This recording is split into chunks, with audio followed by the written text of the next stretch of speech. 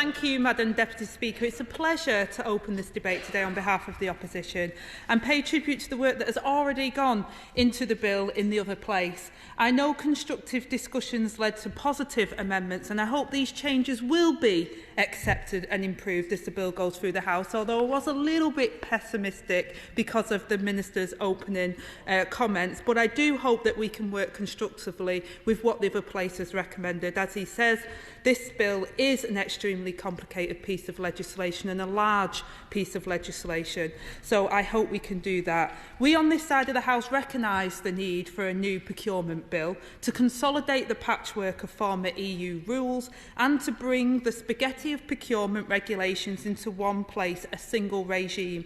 The procurement bill is an opportunity to create a coherent rule book with one driving aim: to get value for every single penny of taxpayers' money, to deliver better services which meet the demands of the British public and unlocks the world-leading innovation that we have in the UK economy. So, Madam Deputy Speaker, I want to thank all my honourable friends and members on all sides of the House who are here today, because when most people hear the word procurement, they switch off.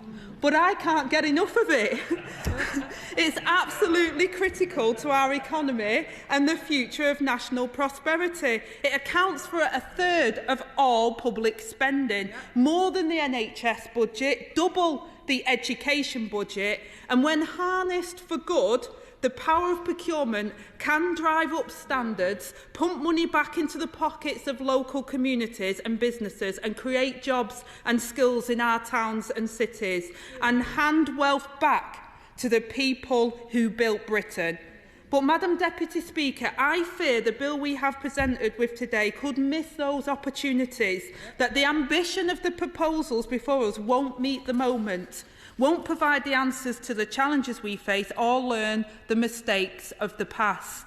As it stands, this bill is a sticking plaster solution, allowing taxpayers' money to line the pockets of the well-connected, those with the deepest pockets and an abundance of experts who know how to navigate the system. I want Britain to lead the world on procurement by driving every penny of taxpayers' money into our local communities, promoting British businesses up and down the country. Now, Madam Deputy Speaker, let me start by saying there are, of course, some aspects of this bill which we welcome. In particular, the focus on reducing the burdens currently faced by small business. SMEs are the backbone of our economy, and current system just isn't working for them. Reform is urgently needed.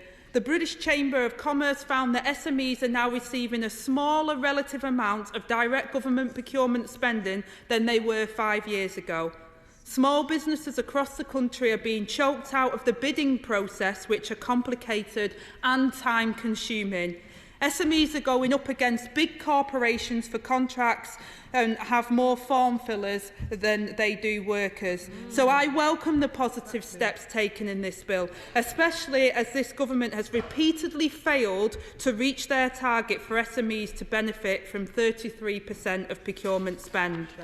That being said, there is not enough in this legislation which deals with late payments for SMEs, a practice which in the current economic crisis is killing off too many small enterprises in this country. And the Minister talks about the trickle-down effect of 30 days. I do not believe that will work in this interest, so I hope the Minister will address this gap in his closing remarks and engage in us in the committee to improve the bill in this regard. I also welcome the changes made in the other place to include social value within the National Procurement Policy Statement, but I was disappointed to see the scant mention of social value in the original version of the bill and the Minister's opening comments today. Social value is a tool which makes it easier to give money to local business enterprises, creating jobs, skills and green opportunities in their communities. It rewards providers that want to build a better society and contribute to our nation's prosperity in the long term. This bill is an opportunity to make, buy and sell more in Britain, a chance to give more public contracts to British companies, big and small, so that contracts don't always automatically go to the giant corporations with the lowest price based offshore. but to businesses creating local jobs, skills and training and business maintaining workers' rights and trade union access. That's what's important and what's needed through the social value elements of this bill. Happy to give way. I thank her for giving way. She's making an excellent speech. Does she agree with me, going back to this issue of the 3 fleet solid support vessels, the MOD contract that was awarded to a Spanish-led consortium? That in itself was a deeply disappointing decision. But what seems to be even worse is the government isn't insisting that Navantia, the Spanish company that leads that consortium, isn't being set legally enforceable guarantees that the ships will be built with British steel. Does she agree with me? It's outrageous that we've got 3 the key vessels being built without British steel.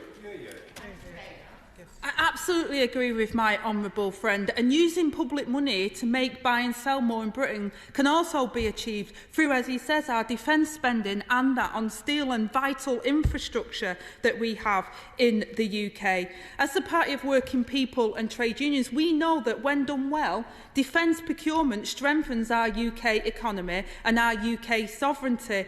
But this bill fails to direct British defence investment first to British business, with no higher bar set for any decisions to buy abroad. We on this side of the House want to see our equipment designed and built here. That means our national assets, such as the steel industry, our shipyards and our aerospace. This is fundamental for Labour, Madam Deputy Speaker, and we will amend legislation to secure this.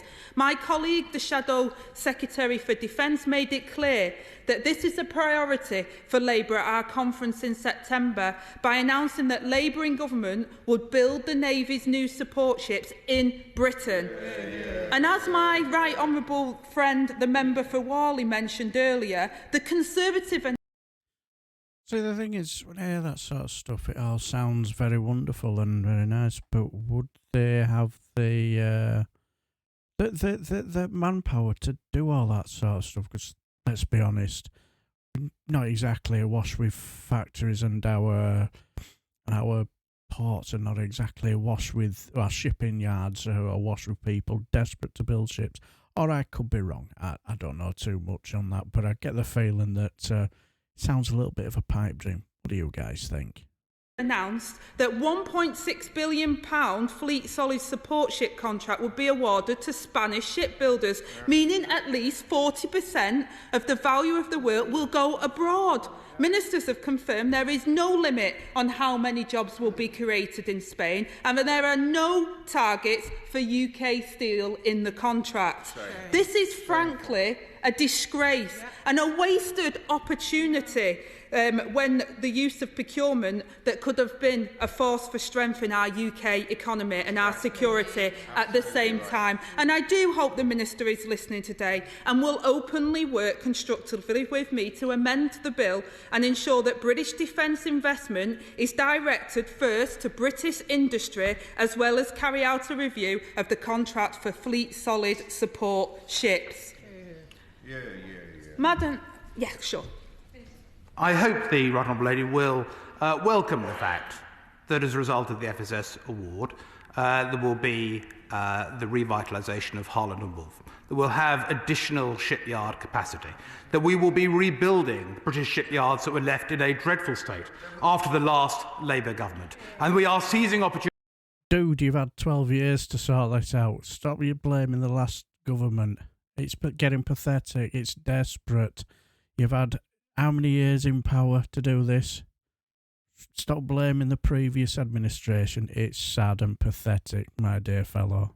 Opportunities. It is unfortunate that we're having to reskill some of our workers. It is unfortunate that we're having to use opportunities coming from abroad in order to ensure that we have another yard recreated in the UK, as well as supporting Appledore. But it is important that we have the right equipment with our armed forces, and it is important that defence has the opportunity to seize those opportunities.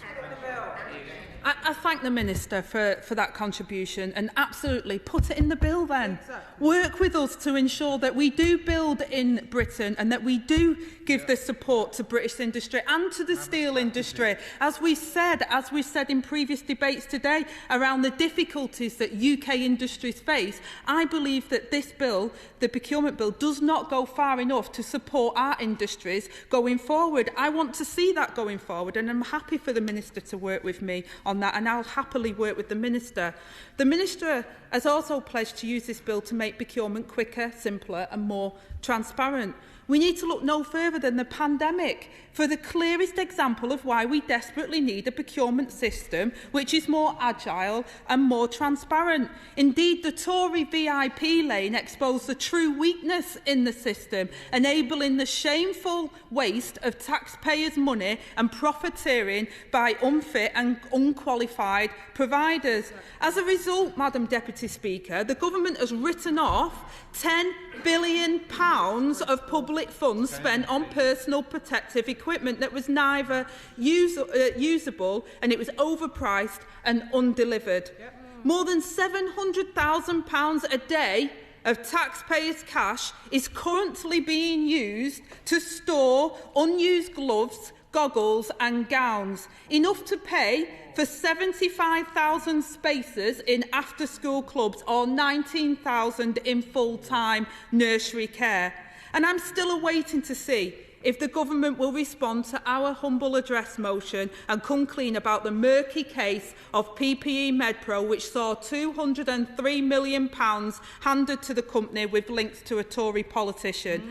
And will the Minister use this opportunity to confirm whether his government is still procuring PPE or other goods using the emergency rules enacted during the pandemic? There's no I'll probably answer that. I'd say probably yes. doubt that the pandemic presented a unique situation with huge strains on our procurement processes. But while all countries face similar pressures and shortages, many countries conducted their emergency procurement in a far more open, effective and cost-efficient manner. Government must learn the lessons from these mistakes, and what better opportunity than within this procurement bill. So I await this bill with anticipation to see how the government might go about shutting down the VIP lanes, tightening the leash on ministers' freedom to directly award contracts, hardwiring transparency into the system, but instead of straining every sinew to root out waste and cronyism, the Minister is pushing a procurement bill that would allow the same mess to happen all over again, handing more power over direct to ministers, not less. I'm sure the party's opposite's cronies that are watching these proceedings today will be rubbing their hands with glee. A bill that actually puts their VIP fast lane onto the British statute books. But I'm also sure, Madam Deputy Speaker, I'm also sure that former ministers from previous Conservative governments who grasped the opportunity to do the right thing and clean up politics after years of sleaze will be disappointed by this bill. And how we're putting a VIP lane. Where in the bill does it say that? Because in fact it doesn't. It puts more oversight on the procurement rules to stop anything like we have seen in the past ever happening again. So if she could just point to me on the clause, I'd be very grateful. Yeah, Clause 40 allows ministers to use urgency as a new justification to grant direct awards, directly allowing a VIP lane yet again. So I say to the honourable member, please look at this bill and look at exactly what that would mean for the future. Sorry, Anthony Magnell there, but I remember you absolutely laying into Anne-Marie Trevelyan because of a ridiculous moping about in the International Trade Committee meeting and giving her what for, but to say that there's nothing to see here with what happened with the VIP lanes and the situation with Michelle Moore, I think you're being a little bit disingenuous. And if you think that they're not going to try and pull a fast one, I'm sorry, I think you're either just trying to kid the public or you're just a little bit naive. I don't know which one it is, but I think they would definitely be trying to God, try and repeat the same performance again with the VIP lanes. What do you guys think? Of our procurement, because we've seen billions of pounds wasted, and I'm sure ministers across the other side of the House as well, as including members, will be disgusted at the billions of pounds that have been wasted through that. And I'm willing to work with the government to identify and close these loopholes. Happily give way. If life and public safety are at risk, does the right honourable lady really think there should not be an urgent procurement procedure in that situation, particularly one that will actually be approved by this House? Well, as I said to the Minister earlier, all of our parts, including Wales, including other countries, had emergency powers and had to do things. It's our situation here that has seen the cronyism that has happened, where the VIP lane in particular allowed mates of Tories to get contracts without that oversight. I don't believe that we need a system that allows billions of pounds of taxpayers' money to be awarded to friends of the Conservative Party, as opposed to making sure that many businesses in the UK at the time who had experience working in that field were shunted out for people that had absolutely zero experience in that field. But guess what? They knew the WhatsApp of a Tory minister. I think that is completely unacceptable, and that this bill does nothing to prevent that. Happy. Absolutely spot on. And the thing is, when I watch this, the one thing that springs to mind to me, we should never, ever be allowed to let this absolutely disgusting behaviour that this government did be swept under the carpet. They knew exactly what they were doing. It was, as Brendan O'Hara said, it was a free-for-all jamboree, but slightly got it wrong. It should have been a free-for-all Tory donor jamboree. The Honourable Lady, the Right Honourable Lady, has taken one point and cherry-picked to try and emphasise it without looking at the rest of the content of the bill. That is why there is a transparency notice. That is why there is procurement oversight for how we issue this. We are not giving anyone an advantage in our procurement opportunities. We are making sure that there's transparency and mechanisms are there to hold people to account. Does she not see that? Well, I'll come on to Chapter 3 of the bill, which is around transparency, which again I think is an ambitious. When you look at situations like Ukraine and what they do in terms of transparency, streets ahead. It's baby steps. It's nowhere near enough. And I think, again, the MP needs to look at the situation in this bill and see that actually this procurement bill is not ambitious enough for the UK and doesn't prevent a situation where we see billions of pounds of taxpayers' money being wasted, as we've seen under this Conservative government. But, Madam Deputy Speaker, the only fast-track lane that Labour would allow is for local businesses and enterprises who create wealth in our communities and contribute to a fairer society. So the VIP lanes under a Labour government will be local businesses bringing innovation and wealth to their neighbourhoods through social value being mandatory within procurement. I hope the Minister can look at that. This bill also misses a crucial opportunity to introduce real and workable non-performance clawback clauses into contract design. There are ways of baking these clauses into contracts so that failing providers must return taxpayers' money above a certain threshold. The current system just isn't working. Eye-watering waste continues without consequence. Being granted taxpayers' money, Madam Deputy Speaker, is a privilege. When suppliers don't deliver, just as we saw with the PPE MedPro, we want our money back. But under the current proposals, there isn't even a way of checking past performance of providers. Local authorities are falling foul of the same failed providers as their neighbours did again and again. And can the Minister explain why he isn't using this bill to make past performance a central pillar of our procurement? When I go to a restaurant, I can see the reviews of the food by past customers. Shouldn't the same apply for multi-million-pound government contracts? The Green... And also, as Brendan O'Hara said quite rightly, how is it, somebody who asked him the question, how can you check the past record of a business that's just been 3 weeks old, that was just established in 3 weeks ago? How can you check the past record of a business like that? You can't. tourist sleaze all over it, won't there? The paper mentioned a procurement unit, which has since been removed from the draft and replaced with a vague concept of procurement investigations. This toothless proposal will do nothing to crack down on waste or protect taxpayers' money. By contrast, Labour's Office of Value for Money would have real teeth, advised by a social value council, to ensure taxpayers' money is spent responsibly with regular checks. I hope the Minister will work with me to strengthen this aspect of the bill. Now, Madam Deputy Speaker, I mentioned Chapter 3 before of this bill, and I think it is another sticking plaster solution which misses the opportunity to create real transparency in public procurement. While I welcome the limited measure the bill does take to move towards transparency, for example by obligating authorities to issue a transparency notice, which the Minister mentioned, before awarding a contract, these are baby steps which barely scratch the surface of what is required.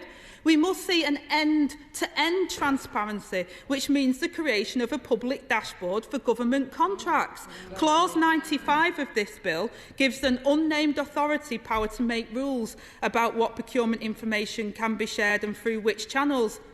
This is symbolic of the poverty of ambition now on display from this government. The Minister could have used this opportunity to announce a system inspired by Ukraine's anti-corruption blueprint, a dashboard which guarantees transparency about how taxpayers' money is spent, baking trust and integrity into the system. Even under attack from Russia, Ukraine is honest about how they spend public money. What's this government's excuse? Happily give way, yeah. You may not be aware, but the Infrastructure Projects Authority audits all of the major infrastructure projects across the whole of government every year and grades them on a dashboard system. So we've already got one.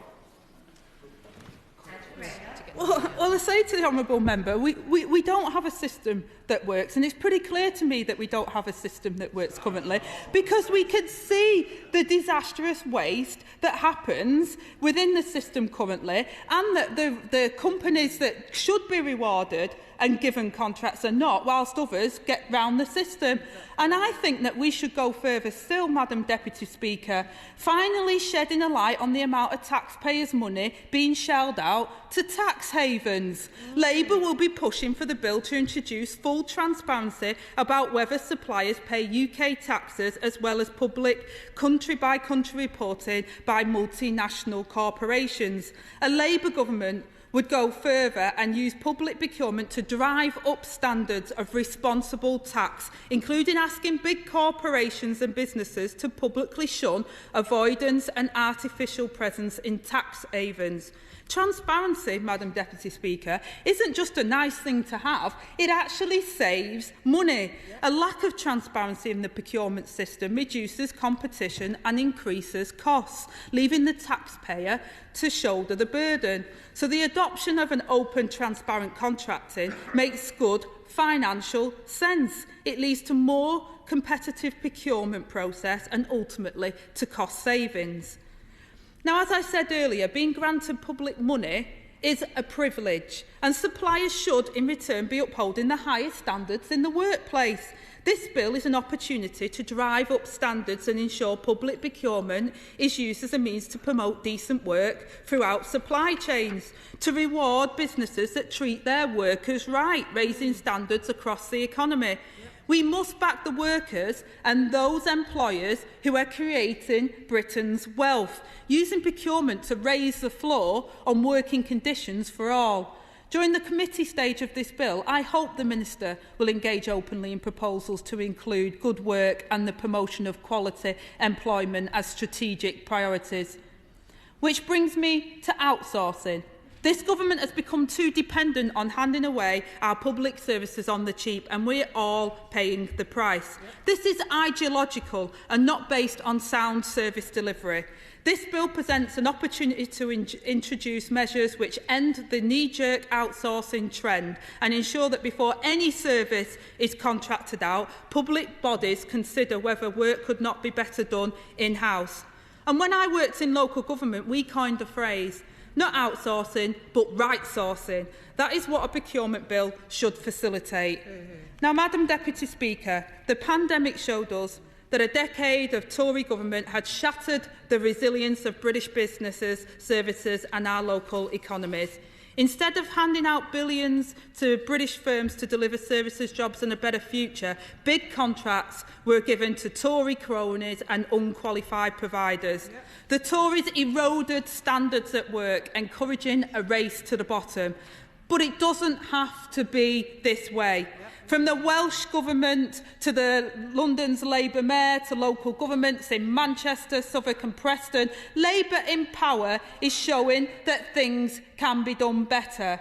What we need is a public procurement policy that the public can trust, that will make winning contracts a force for our country's good.